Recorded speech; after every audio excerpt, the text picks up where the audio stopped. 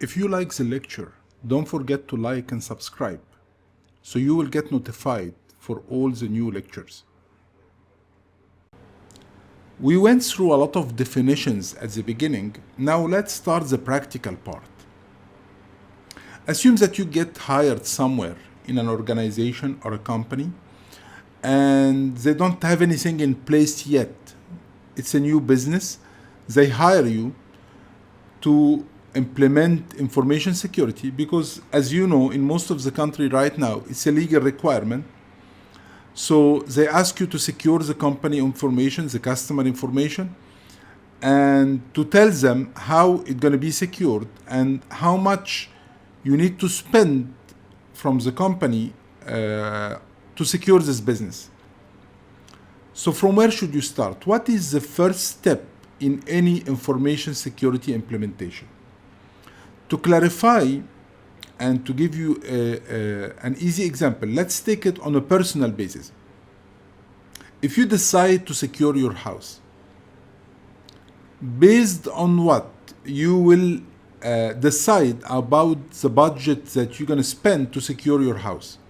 You can spend 1,000 and you can spend 100,000. Because there is a lot of equipment and you can hire security guards, surveillance cam, you can get the latest alarm system, or you can just have a good luck and that's it. Based on what you will select or you decide about the budget that you're going to spend to secure the place. It's based on two different factors. First one is the value of the assets that you have at your house. If you hold a lot of cash in your house, if you have a lot of electronics and jewelry and you have expensive assets, definitely you're going to spend more than if you don't have anything. What if I only have a computer there? So the computer or whatever I have, it worth like 1,000. I should not spend 10,000 to secure 1,000. It's the same concept in a business. Because any business will not waste money. If they discover that you wasted money with no reason for that, this will be trouble. So first, I need to identify what do they have. Do they have jewelry? Do they have important equipment? I'm giving just an example. But they don't have a jewelry in a company. They have information. As I told you in the previous lecture, they may have customer information, financial information, military information, government information. So you need to identify all the information that they have. And you need to understand the value of those information and translate them to a figure and a number to be able to decide how much you're going to spend. So if this company information assets, and this is the right terminology to use from now on, when you go to an interview, do not tell them data or information. It's called information assets. So if you get a question in an interview, how should you start implementing security? You should start by identifying what are the value of the information that they have. So we are doing that using some document. So the first step is to get something called an information asset register. And this is the start of any information security implementation. If you go to any business, you should ask them, do you have an information asset register, which we called, it's usually referred to IAR? Is it updated? If not, you need to build that, because otherwise you don't know how much they have. You don't know the value of the information they have, and so on. So, and we're going to talk about framework like ISO 27001 and so on.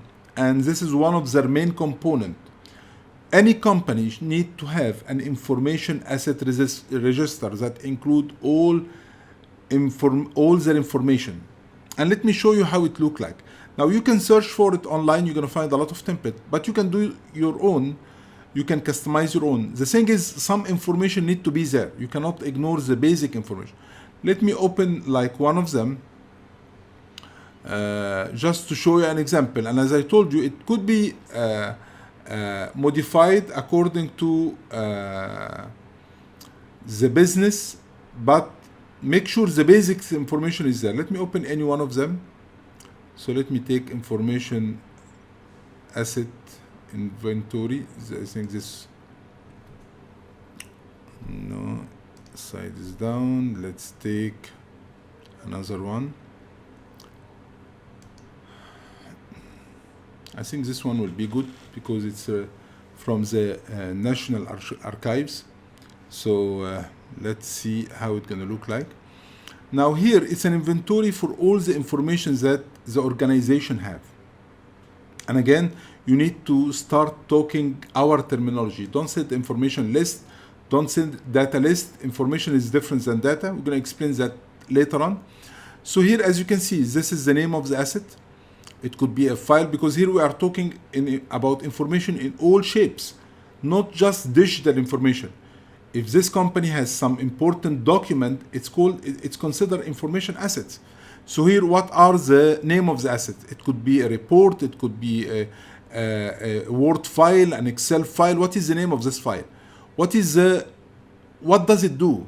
This is like a step-by-step guide to operate a machine.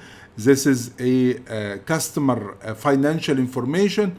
Where are the location of this assets? Is it inside this computer of user A in a specific folder? Who's the owner of this file? Now, there is like two terminology that you need to be aware of. Owner and custodian. What is the difference between them? The owner of any assets usually are the organization. Custodian is the one who's managing them. Here we don't have a custodian, but I prefer to have it in any asset list. So for instance, if you have a car, this is your ownership. No one can sell it except you. You can sell the car, you can do whatever it takes. But if you have a driver, he's the custodian. He's the one who's managing the car. But he cannot sell it. He cannot change the registration. He can only manage it. Right? Same concept in a company. If I have some file, important file, and I'm working on them. So in any business, the owner is the business itself.